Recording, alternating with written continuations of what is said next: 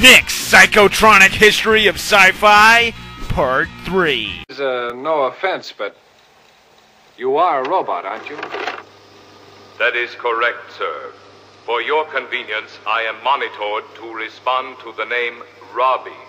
If there was one film that encapsulated the look of 50s sci-fi, then it would be Forbidden Planet. It's loosely based on Shakespeare's The Tempest, which makes me think of how science has replaced magic as the fantasy of choice for people. What's new is old and all that.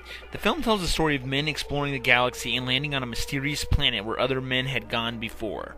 The captain, played by Leslie Nielsen before he became really famous, investigates the sole survivor of the previous expedition and becomes infatuated with his beautiful daughter.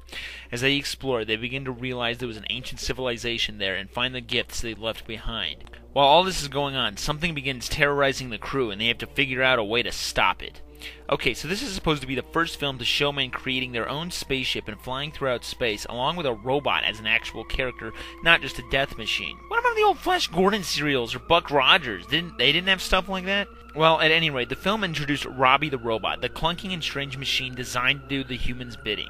I think this is my favorite robot of all time. Just look at him. Look at all the little details and subtle things that go into him. Not to mention that he's a total badass. Wait a minute, that's solid lead he's carrying. Common lead would have crushed the vehicle, sir. This is my morning's run of isotope 217. The whole thing hardly comes to 10 tons. He's based on one of Isaac Asimov's creations, even following his 3 laws of robotics. I wonder if he ever tried to sue or anything. But hey, you gotta love a robot that'll make you free whiskey. 480 pints, as you requested. He would also go on to star in several other movies, like The Invisible Boy, and numerous episodes of The Twilight Zone and even The Addams Family. But if the robot wasn't enough, like I said, there are ancient machines created by the indigenous species, the Krell. They're all supposed to be dead, and apparently they were so advanced they couldn't take pictures, so we only get hints of their form, like these arched doorways. And if the aliens aren't enough, there's an invisible monster of the id, being a reflection of man's darker self. Look at it here, beautifully rotoscoped in.